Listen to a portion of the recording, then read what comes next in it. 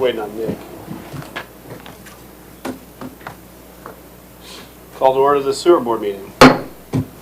Pledge allegiance to the flag of the United States of America and to the republic for which it stands, one nation, under God, indivisible, with liberty and justice for all.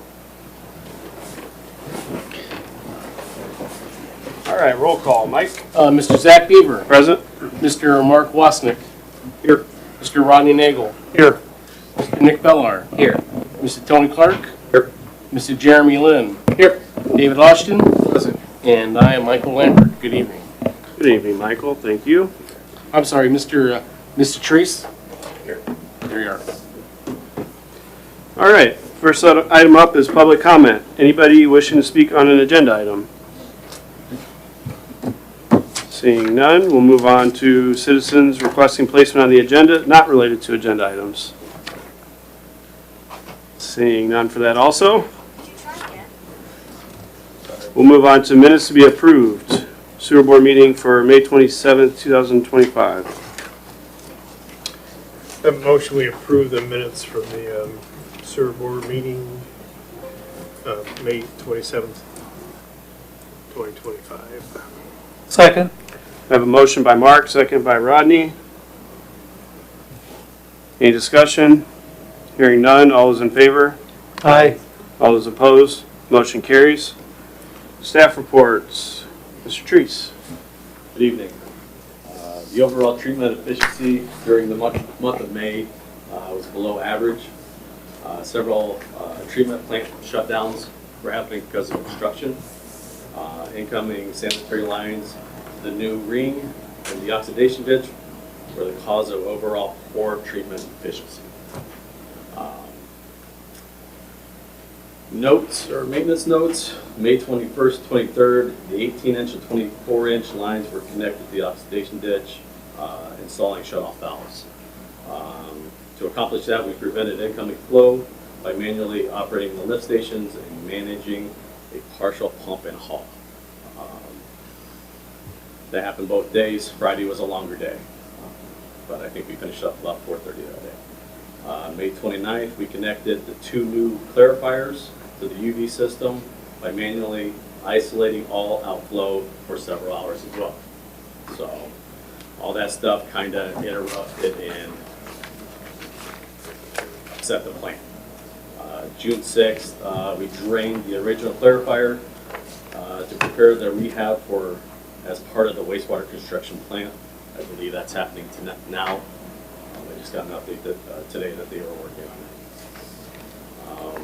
I sent over a quote for new UV bulbs. The existing bulbs are losing its intensity due to the wear. That's part of the disinfection that happened from April to October.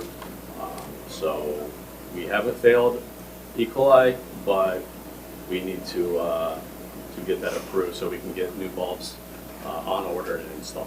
So I believe I included that with my report. Weekly lift station checks. This past month, we had to pull both pumps at Deer Creek due to higher than normal amps, and along with Country Meadows Pump 1. So it's just normal maintenance, normal wear and tear, and it's part of our checks, preventive maintenance. So we take care of that before any issues happen at a lift station. And then the 3 violations was the ammonia, the daily. The daily at the end of the month was a 17. That's extremely high. And then that messed with our monthly average as well. So, and then the phosphorus was the other. That was the monthly average. So those occurred while we were doing tie-ins and things Yes. like that? Yes. We did everything. We tried to sample early. We tried to sample multiple times, and it just, 2 weeks of it has messed it up. Are the readings now restored closer to where they should be? Yes, they are. The plants went back to normal. Good. So it took maybe a couple of days, but at the end of the month, when all that stuff's happening, it didn't give us time to come down enough for the month of May.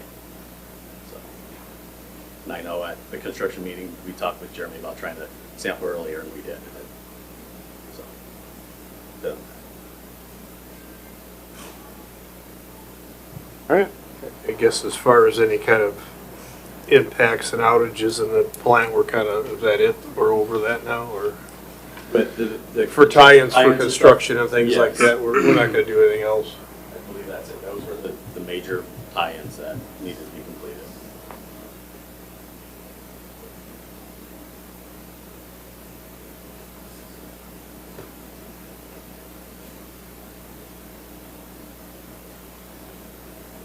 All right.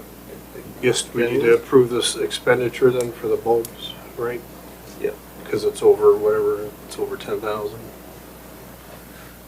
Yes. Yeah. Okay, so I'd motion we go ahead and approve the purchase of the UV lamps, and that cost to be not to exceed $10,730. Second. We have a motion by Mark, a second by Rodney to accept the recommendation by Mr. Treese to replace all UV bulbs, which is in the amount of $10,730. Any discussion? No. All those in favor? Aye. All those opposed? Motion carries. Mr. Lynn, you got anything? So, the treatment plant project expansion, we've been talking about it for over a year, has reached substantial completion at the end of May. So on time, on budget, we really have one change order that we're considering on the project, and it's really due to the existing secondary clarifier. The concrete has been kind of spalled a little bit in certain areas on the weir section. It's really due to years and years of chemical use. So we're getting a price from the contractor to kind of skim coat that section of the concrete. Otherwise, the rest of the concrete looks really good. I went down to the bottom of the tank to inspect it. So really, we're looking forward to kind of just making this concrete fix, and then we'll basically have a brand new clarifier tank. So really good moving forward with obviously, expansion of flow and things like that. So really, we have 4 brand new clarifiers, essentially for the treatment plant. Contractor's just finishing up some of the grading work, obviously just full site cleanup and some minor things on the project. Looking forward to kind of closing this out most likely in August with really a final pay request and the release of the retainage. Contractor has given the town all the operation and maintenance manuals, done all the startups. So really now we kind of can live with the new treatment plant and kind of move forward. So looking forward to that. Just as, just to add on to what Sean's report was, there were 2 major tie-ins as part of the project. One of them was really kind of expanding and opening that 3rd ring of the oxidation ditch. In order to do that, we had to pump some of the existing oxidation ditch down, which kind of obviously limits the treatment capacity. Really, it was really just a temporary tie-in, kind of a temporary situation. And similarly, we had to kind of tie in kind of like the existing plant to the new plant side on the secondary clarifier. So it's a major piping tie-in. So that, coupled with some of these other things in terms of the piping tie-ins and tank kind of connections, really kind of just kind of changed things for those 2 days. So otherwise, treatment plant's been operating really well. We have a lot of capacity now to process the flow, and we're also be renewing the town's MPDS discharge permit as part of that. So overall, a successful project. Looking forward to obviously final completion. Great. So were those tie-ins a T, is that what went in, or? Well, there was a couple of sluice gate installations on the oxidation ditch, and then also kind of knocking out some of the division boxes. I'm sorry, what? Some cutouts in the splitter boxes. Okay, so that it wasn't necessarily a pipe tie-in then? They were, but just in different fashion.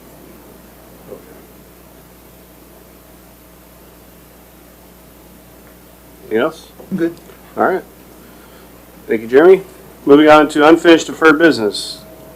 I guess we've really covered that. Anything else, Jeremy? Nope. I think Nick, that covers good? at least for the treatment plant. Nick, you're good with that? Yes. New business, approval and recommendation of the town council for payment of pay application 16. This is pay up 16 prior to the final pay request that I kind of mentioned. So this covers a lot of the equipment installation, some electrical, and some equipment startup. So I've reviewed this and I can recommend payment. I would like to make a motion to approve and recommend to town council for payment. Pay application number 16, Hassey Construction Wastewater Treatment Plant Phase 2 improvements in the amount of $276,653. I'll second that. We have a motion by Rodney and a second by Mark. Any discussion? Hearing none, all those in favor? Aye. All those opposed, the motion carries. Treasurer's report, Mike? Good evening, gentlemen. For your review, consideration, and approval, the list of vouchers, we have a total of 32 claims for the amount of $172,266.82. There was a last-minute change today for the lift station vac support. The original claim was a little over $19,000. That was revised down to $15,480. And that's reflective on the second list of claims that was published. Michael, could you state the new total then? New total, $172,200. $172,000. I'm sorry. What you said is not what I'm seeing on my report. I'm sorry. $1,722,000. No, wait a minute. You were, I gotta get my glasses fixed here. I'm sorry.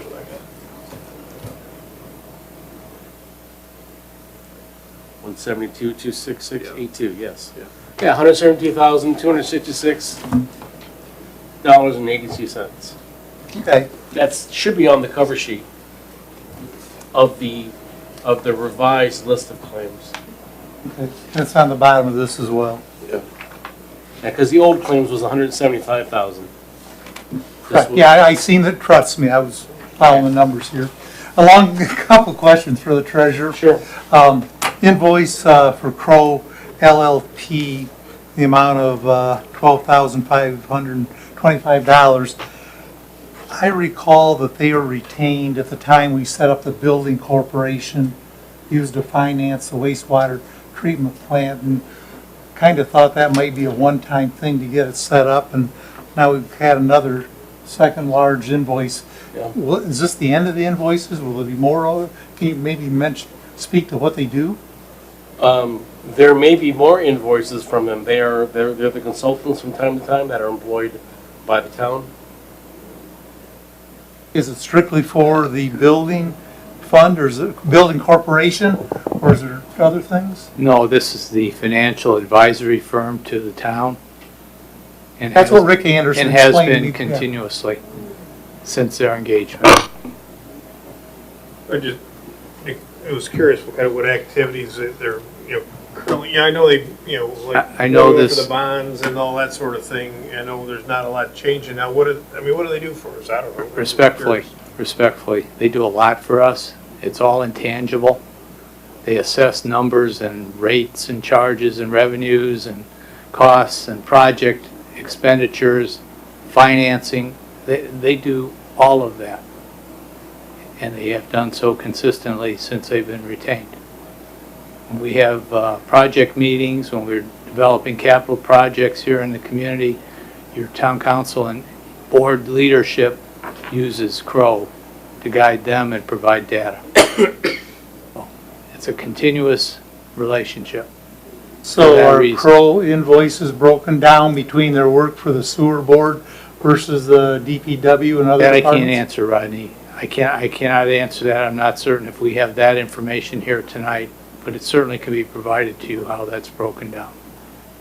If it's available, I'd Yeah. be curious to know sometime. There are invoices from Kroll that are specifically for the town.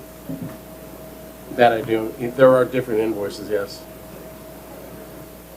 There are different sources of fund payments also, or invoice payments, sewer being one. Yeah, and I will add a little bit just to that. In a lot of our financial planning, just generally for the town, we'll have Crow on, we'll have other financial consultants, we'll have Attorney Austin, other advisors.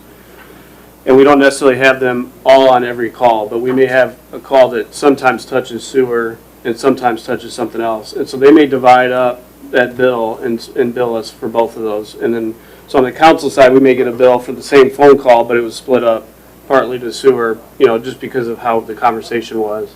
Because a lot of our, the projects are all interdependent on each other. So we bounce a lot of that through Crow so that we're not having to deconflict all of our different, consultants with each other. We just kind of have one phone call, talk to everybody at the same time.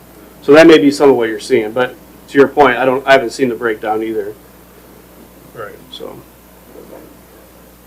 And my second question is the invoice from Utility Services for $15,000 plus for the vacuum trucks that were used for 2 days in the wastewater treatment plant.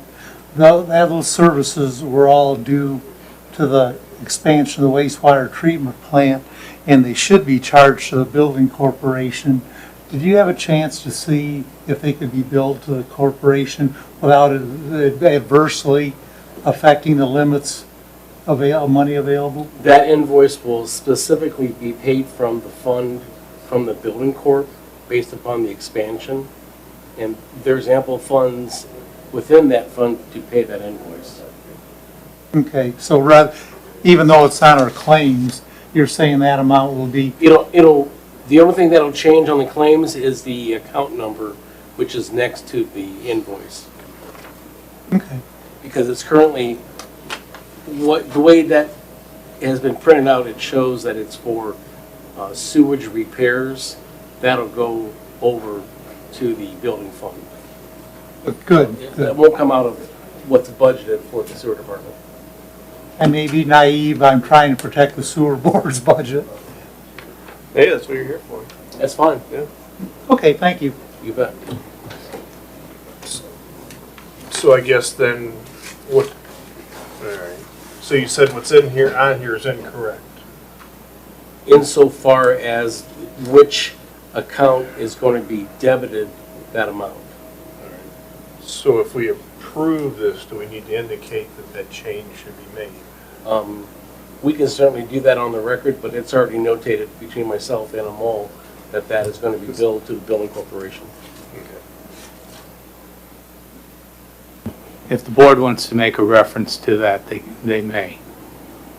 Okay, I wouldn't know what code to call this, I don't know.